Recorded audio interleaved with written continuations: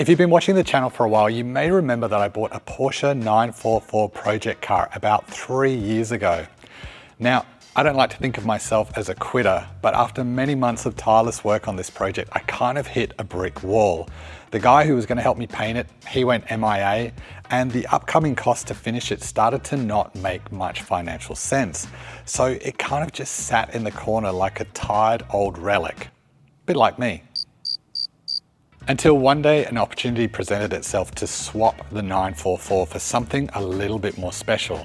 Something that I had history with, something that had a bit more appreciation potential, and something that was just downright cool. That swap took place about 6 months ago, and with the help of Will from the Short Shift Speed Shop, I've spent most weekends down here working away at the car.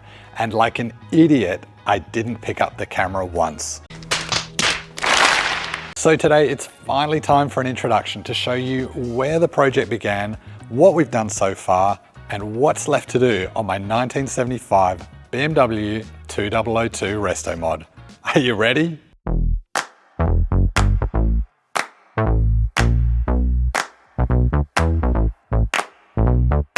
Honey, I got what you want. Give me all of your love, 'cause it's burning hot. It's what you do to me, babe, I can guarantee. And here it is, resplendent in its custom battleship grey paint job, riding low on some bulging fatty turbo flares. We've got the turbo front splitter on the front here, and somewhere in a back room there's a custom vented bonnet that sits on the top, and of course the jewel in the engine bay is the factory M10 engine, now sparkling with a beautiful set of dual Webers bolted to the side of it, and a more aggressive 292 cam sitting under the cover here. But what you see here today is a long way from A, being finished, and B, from what it looked like when I first got it. So let's rewind the clock just a little bit.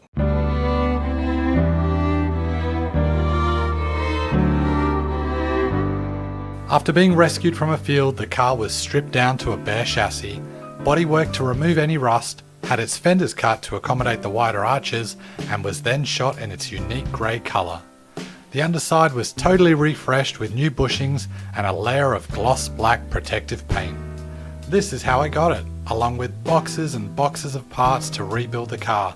But to be honest, most of these parts were well past their use-by date, broken, or in some cases just missing altogether. And so the journey began. And when I say journey, I don't think I was quite prepared for how hard it was going to be to find some of the parts for this car and the insane prices that some people charge for just the most basic of parts. But we are so far down the rabbit hole now, there is no turning back. So let me walk you through some of the highlights.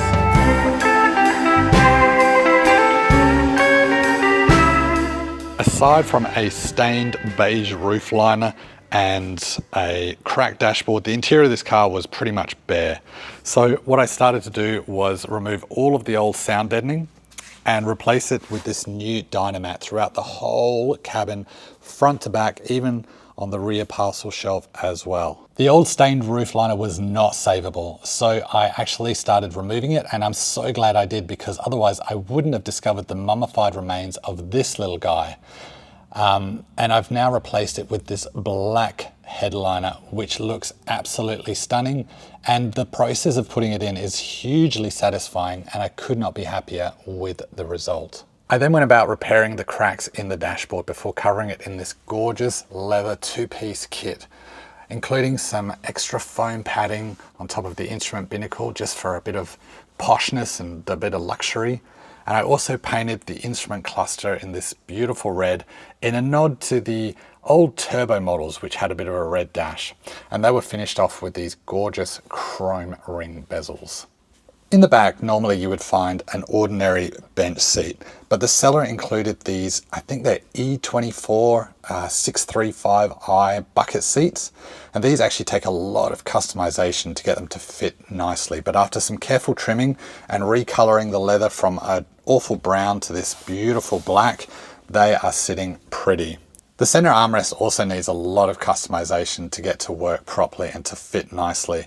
and the leather on this was completely perished. So we stripped that down, and with the help of my mum's amazing sewing skills, we fashioned these beautiful leather covers in the same leather that's sitting on the front dash, and that sits beautifully here. And look at this, it even works. There we go. Center armrest for the rear passengers. Shame they don't have any legroom. Something that's less obvious is that the heater box under the dash has been totally rejuvenated. I took this all apart, got a whole servicing kit, new foam pieces, new flaps and control rods and bearings and all sorts of stuff, and have got that put in place. It's not something you're going to see, but it's something that you'll know is not working when it doesn't work. The old rotted door cards were thrown in the bin and replaced with these gorgeous new black ones. Front and rear, I still need to find a little ashtray or something I can put in there. And then of course the door handle and window winder and little quarter window knob were not up to spec, so I replaced these with the retro items from Island Engineering, and I think that kind of looks really cool and suits the car. I also rewrapped the door handle here, the door grab, in the same leather that you see on the front dashboard. At the front, we've got a Sparco steering wheel, which is going to match the kind of retro Sparco race seats that I've got, which you'll see in another video. And just the other day, we fitted the red seat belts to the front, which look absolutely delicious and match the front sort of instrument cluster. I still have to do the rear ones, but I need to do a little bit of measuring before I can fit those in. And I needed to finish this whole back seat kind of arrangement before that happens. Apart from that, the interior is pretty much done. I've got a full carpet that's ready to go in. We just need to run some more wiring and finish that off. And of course, the center console here needs to be wrapped in leather, finished off and customized. Oh, and we also have a little Alpina leather gear shifter ready to go. But that's it for the interior. Let's jump into the boot. So it's a very similar story in the boot, where everything that was included with the car was either trash or missing, including the fuel tank, which was completely rusted out and had more holes in it than a golf course. So in came a brand new one from MVP, that's all bolted in. And I also had to get a new filler neck here, which was extremely pricey, but anyway. New gaskets are in the back, and a local resource actually managed to find these metal securing rings and even this cool little fuel cap at the back. A brand new fuel sender finishes off the fuel tank, although we do still need to run an electronic fuel pump and filter because we're moving away from the mechanical one, but more on that a little bit later. We've also decided to relocate the battery from the engine bay to the boot, and that will sit right at the back there. I've got a gorgeous billet aluminium tray and bracket system that's going to be bolted in. We'll get that wired in. And the old rotted floor cards were sent off to my dad, who's expertly recreated them in, I think this is marine ply, and they look amazing. There's also a fitted carpet that will go over this entire section, and we'll probably look at doing some panels to cover this stuff here and this stuff over here, which exists in the factory ones, and we'll probably wrap them in the leather to suit the interior. The work on the exterior has been a little bit more subtle because most of the body and paint was already done. But just little stuff like all the weather seals needed to be replaced. So that includes the left and right door seals, which are now beautiful fresh rubber to replace the crumbly old dry ones.